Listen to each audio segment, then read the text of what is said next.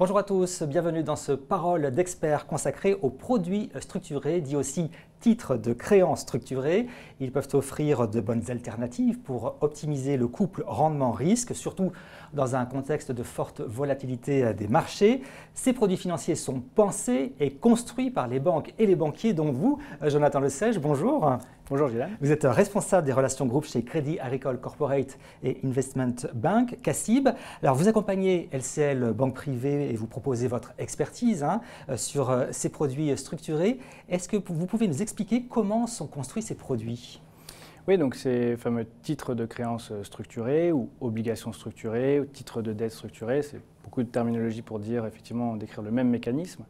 Donc c'est d'ailleurs décrit dans le nom, ce sont des titres de créances structurés. Donc il y a deux parties, une partie de titre de créance qui est donc une émission de dette de la banque émettrice. En d'autres termes, les clients qui épargnent et qui achètent ces titres de créance vont faire un prêt à la banque. Et en échange de ce prêt, ils attendent évidemment une rémunération.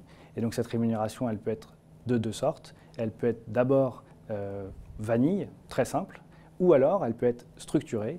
Et donc à ce moment-là, elle sera conditionnée à l'évolution des marchés financiers. Et donc on peut évidemment s'indexer à plusieurs sous-jacents, plusieurs marchés, que ce soit des actions, des paniers d'actions, des indices, des taux, des matières premières, etc. Et donc le titre de créance structuré est donc sur ces deux éléments. Un titre de créance qui donne la destination de l'épargne, finalement, puisque le client prête de l'argent à la banque et qu'après la banque fait son métier, qui est donc d'une part proposer des produits d'épargne intéressants et de l'autre part octroyer des crédits. Donc évidemment, on a la destination de l'épargne grâce au titre de créance. Et ensuite, évidemment, la formule, puisqu'avant tout, ça reste un produit d'investissement. Cette formule peut être adaptée en fonction des sous-jacents qu'on a mentionnés, par exemple. Alors ça, c'est intéressant. Il est possible donc d'adapter les formules au profil de chaque investisseur. Voilà, exactement. Donc ça, c'est très important. C'est que le métier de banque, et notamment dans la partie l'épargne sur les titres de créances structurés, c'est donc de créer des formules innovantes et surtout adaptées à la fois au contexte de marché et aussi au contexte du client ou de la cliente, c'est-à-dire son appétence au risque, sa connaissance bien sûr, et on en parlera, son appétence à toute la thématique autour du développement durable, de l'impact social, sociétal des produits. Alors quelle est l'expertise de CACIB en la matière ? Alors, CACIB aujourd'hui, et le groupe d'ailleurs en son ensemble, et LCL au premier chef, est très engagé dans la partie développement durable. Et donc évidemment, la partie épargne doit jouer son rôle et doit prendre ses responsabilités. Et donc à ce titre-là, CACIB, avec son innovation et avec ses titres de créance et ses formules, permet l'accès à ce genre de produits donc sur les deux piliers qu'on vient de mentionner. Évidemment, le premier pilier qui est le titre de créance lui-même et évidemment les formules et notamment les sous-jacents que l'on va utiliser. Donc pour la partie titre de créance, ce que l'on va faire, c'est pour remettre en perspective effectivement le titre de créance, il donne la destination de l'épargne.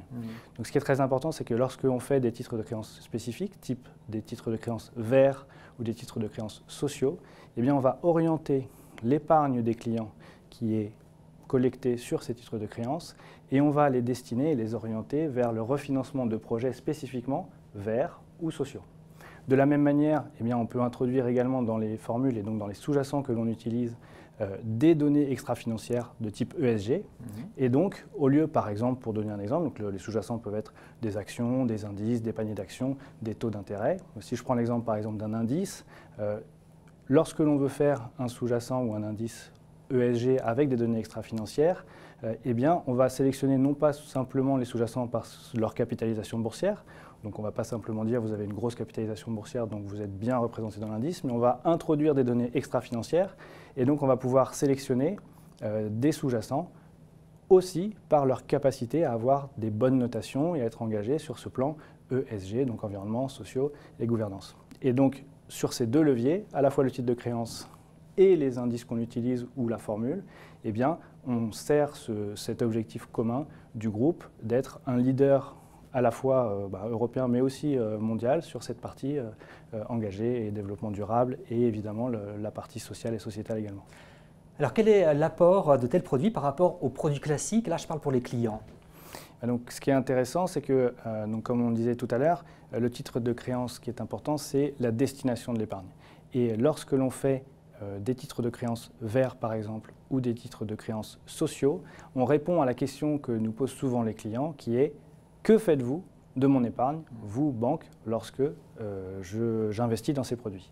Eh bien, nous, notre métier évidemment, c'est de reprêter cet argent, donc d'octroyer des crédits.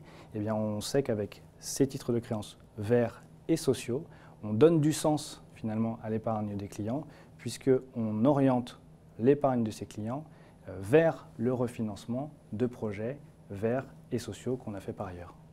Alors, est-ce que le contexte actuel des marchés a modifié le profil des produits que vous proposez? Oui, alors sur deux plans.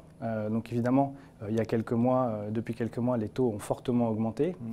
Et donc c'est vrai que le marché de l'épargne, jusqu'à récemment, était assez mono-sous-jacent ou en tout cas monothématique, c'est-à-dire on était très axé sur les actions tout simplement parce que les taux étaient négatifs. Donc on ne pouvait pas faire évidemment de produits sur des marchés de taux. Donc on avait tout un pan d'investissement qui n'était pas possible quand les taux étaient négatifs. Donc aujourd'hui, j'ai envie de dire, on marche un petit peu sur deux jambes puisqu'on a à la fois des produits de taux et des produits classiques, actions, indices, qu'on appelle le monde equity. Donc sur ce plan-là, évidemment, on a retrouvé une deuxième métrique, un deuxième investissement possible, à la fois des marchés actions et à la fois des marchés de taux. Et puis le deuxième élément, c'est que jusqu'à récemment, effectivement, les taux étant négatifs, eh bien, cette fameuse formule qui était financée par ces rendements qu'on attendait, eh bien, avant les rendements étaient faibles, donc les formules étaient peu intéressantes, alors qu'aujourd'hui les rendements sont plus élevés et donc on obtient des formules qui sont plus intéressantes. C'est exactement la même chose que les livrets A qui aujourd'hui ont des meilleures rémunérations que précédemment. Donc pour le même risque pris par le client, on a des formules qui sont plus intéressantes. Alors dernier point, souscrire à un produit structuré, est-ce que c'est compliqué?